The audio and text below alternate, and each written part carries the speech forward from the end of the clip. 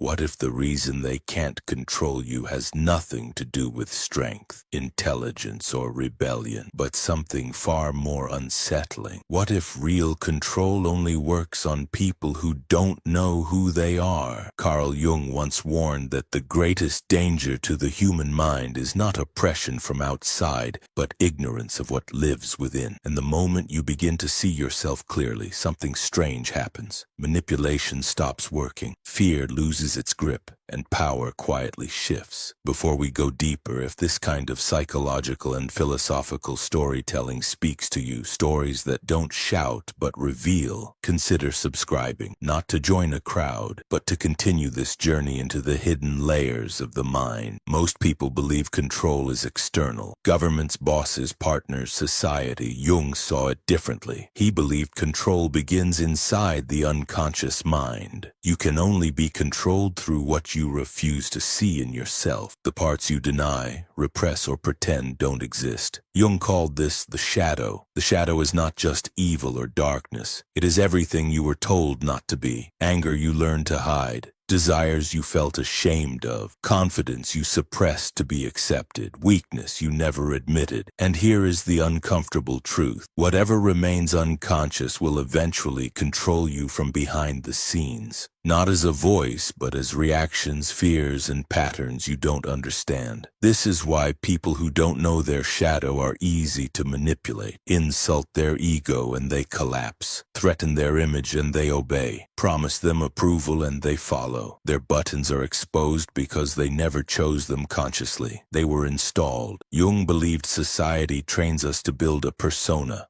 a mask. The persona is the role you play to survive and belong. The good son, the strong man, the nice girl, the successful professional. There is nothing wrong with the persona. We need it. But when you believe the mask is who you truly are, you become fragile, dependent, predictable. Think about how often people stay silent when disrespected, or follow rules they secretly hate, or chase goals they don't even want. Not because they are weak, but because their identity depends on being seen a certain way. Control works best on people who are terrified of losing their image. Jung observed that power over others comes from understanding human psychology, but freedom comes from understanding your own. When you face your shadow, something radical happens. You stop being shocked by yourself. You stop pretending you're only good, only kind, only rational. And because of that, shame loses its power. A person who has met their shadow cannot easily be manipulated with guilt. You can't threaten them with "what if people find out," because they already know. You can't provoke them easily because they recognize their anger instead of projecting it. You can't control them through fear of rejection because they've rejected themselves before and survived. This is why individuation, one of Jung's most important ideas, is so threatening to systems of control. Individuation is the process of becoming whole, not perfect. Whole, it means integrating the conscious and unconscious, the light and the dark into a unified self. An individuated person still feels fear but doesn't obey it blindly. They still feel desire but aren't owned by it. They still feel anger but don't let it explode unconsciously. This kind of person is difficult to control because their actions come from inner alignment,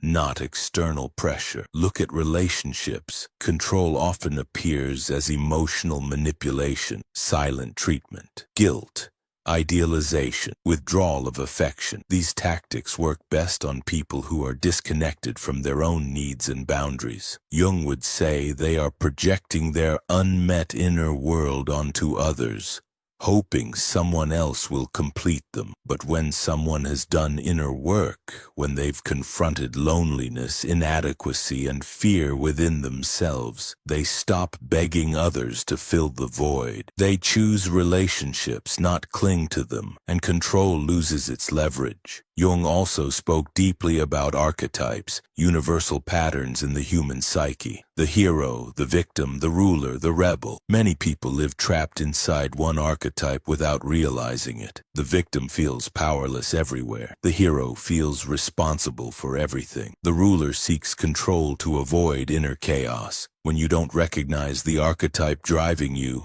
others can exploit it. praise the hero and they'll burn themselves out. Threaten the victim and they'll freeze. Challenge the ruler and they'll overreact. Awareness breaks the spell. The unconscious mind hates being ignored. When you suppress truth, it leaks out through anxiety, depression, compulsions, and irrational behavior. Jung famously said, "Until you make the unconscious conscious, it will direct your life and you will call it fate." Control feels like fate only when you don't see the mechanism. This is why silent, self-aware people often unsettle others. They don't react as expected. They don't explain themselves excessively. They don't need to dominate or submit. Their calm is not weakness, it is integration, and integration makes you unpredictable in the best way. Freedom, in Jung's view, was never about doing whatever you want. It was about not being driven by forces you don't understand. The more conscious you become of your inner world, the fewer handles others have on you. In the end, the question is not who is trying to control you. The deeper question is, which part of you is still asking for permission? Which fear still needs approval? Which shadow are you avoiding? Because once you turn inward with honesty, once you stop running from yourself, something quietly changes. They don't lose interest in controlling you, they simply can't. So take a moment and reflect. Which part of yourself, if truly accepted, would make you impossible to manipulate? If this question stayed with you, consider subscribing and share your thoughts below. The conversation doesn't end here. It begins within you.